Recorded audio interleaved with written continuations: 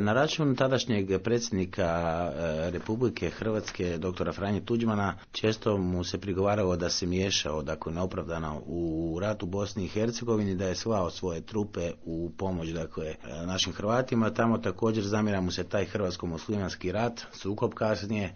Što naša moderna historiografija već sada može reći o tom vremenu, odnosno, evo, imamo i u kontekstu ove posljednje izjave našeg aktualnog predsjednika dr. Ive Josipovića, u kojoj se on, dakle, sa žaljenjem osvrće na ratne zločine, na sve što se događalo u Bosni i Hercegovini. Što, dakle, naša historiografija može reći o svemu tome, odnosno, je li se Hrvatska miješala u taj sukob, nije, je li to bilo opravdano, može li se na neki način legitimirati neke stvari? Imamo kasnije Splitsku deklaraciju koju je Izetbegović sa Tuđmanom potpisao, dakle, vojnu suradnju. Pa predsjednika Tuđmana najprije optužuju za takozvanu podjelu Bosne i Hercegovine i onda se spominje njegov sastanak sa Miloševićem u Karađorđevu i tako dalje. Još nitko nije ponudio nijedan dokaz relevantan da bi se tu govorilo i o kakvoj podjeli Bosne i Hercegovine. Ja mislim da se tu radi u biti o optužbi predsjednika Tuđmana za podjelu Jugoslavije. On je tada po svemu sudeći, znači ono što smo mogli vidjeti i što su bile i prve reakcije, on je se tada dogovorio sa Miloševićem, odnosno oni su razgovarali i na neki način usuglasili stajališta da Jugoslavija nije nužna, da opstanak njezin nije nužan, da se može i bez nje. I ono što mislim da su, ono što sam ja istraživao, što bi mogao, znači, ne tvrditi, nego onako mogao bi zaključivati, mogao bi pretpostaviti da su dogovorili smjenu Ante Markovića, tadašnjeg jugoslavenskog premijera. Onda su svi oni, znači, iz saveznih institucija, ljudi iz vojske i ostalog bili jako, znači, time pogođeni, jer praktično se ruši cijela konstrukcija u kojoj oni imaju vlast, u kojoj su oni elita, u kojoj oni odlično funkcioniraju. Kasnije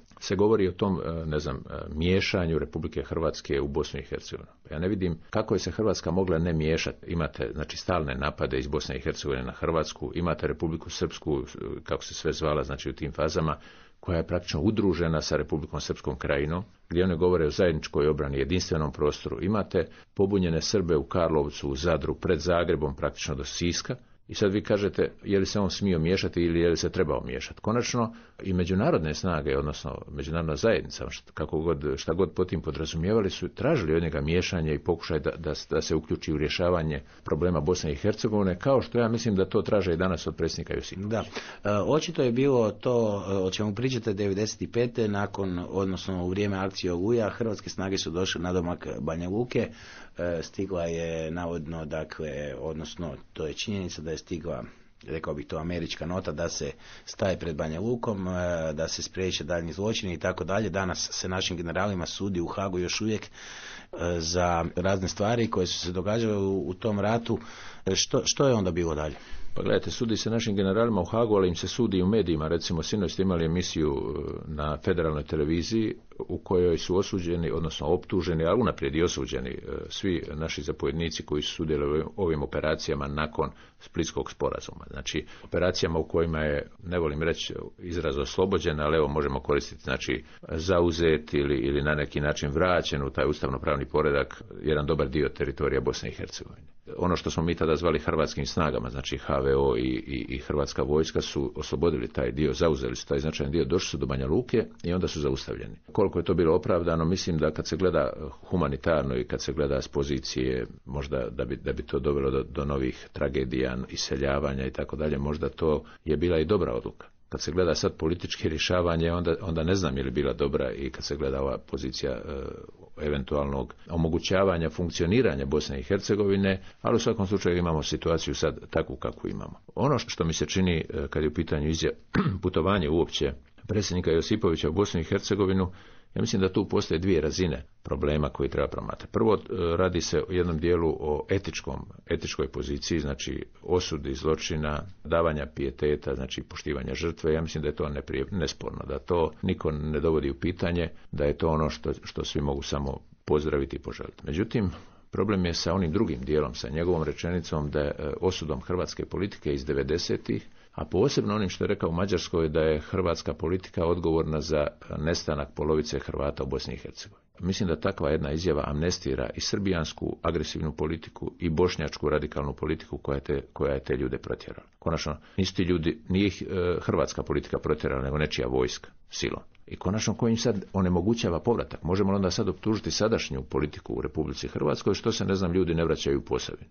Je li to kriva današnja politika, odnosno politika prethodnog predsjednika njegovih 10 godina? Nismo spominjali tu Bosansku Posavinu, odnosno malo smo više pažnje posvetili samoj Hercegovini i naravno da je prije rata u širem području, dakle, Bosne i Hercegovine postojalo hrvatsko stanovništvo, postojale su recimo tako neke enklave, recimo neke zone u kojima su mahom živjeli, dakle, većinski Hrvati. Bosanska Posavina je jedan bio vrlo ovako, rekao bih, ponosan dio gdje su, dakle, živjeli naši ljudi. Danas je to praktički u tom etničkom smislu uniformirana jedno nacionalna, dakle, struktura. Da, pa često možemo čuti priče o tome kako je Posavina prodana, izdana, ali to možemo čuti i za Vukovar, to možemo čuti praktično za sve gradove koji su padali. Teško je bilo ikome priznati da je izgubio neki prostor jednostavno silom, vojnom silom, da je neko bio jači. A kad pogledamo odnos snaga u Bosanskoj Posavini, onda vidimo, i kad pogledamo od koje važnosti je to bilo za Srbe, taj koridor, onda vidimo da je vrlo teško bilo to u vojnom smislu zadržati. Upozorio je bili, spomenuo bi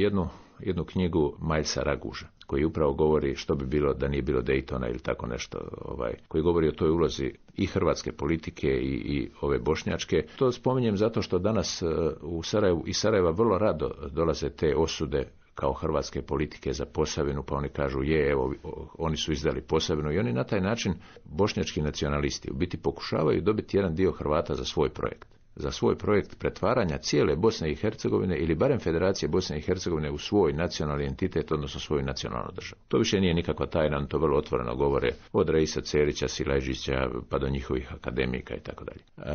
Kažem, Raguž je bio tada u diplomaciji bosansko-hercegovačkoj zajedno sa tadašnjim ministrom Šećerbejom i on piše kako je Haris Sileđić tražio od njega, odnosno Izetbegović naravno, da se podhitno hrvatska vojska povuče iz Posavine, inače će biti proglašena agresorskom vojskom i tako dalje. Sad, isti ti ljudi kasnije napadaju ili kritiziraju hrvatsku vojsku zašto se povukla ili zašto se nije branila Posavinu. Znači, tu se pokazuje da je politika vrlo kompleksna, da je cijela situacija u Bosni i Hercegovini vrlo kompleksna i da ne treba prerano i prebrzo zaključivati. Uglavnom, ono što danas postoji u javnom znanju, ono što danas možemo pročitati u medijima, radi se o političkim, ideološkim tumačenjima.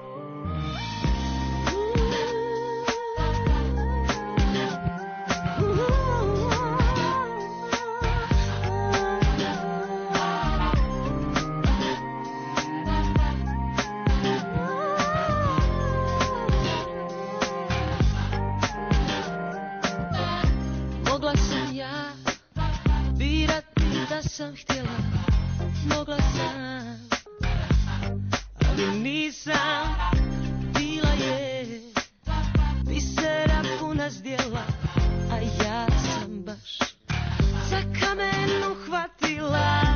Mogao sam ja imati kog sam htio, da s tobom nikad ne pokušam. Mogao sam sve, ali nije mogla duša poslušat.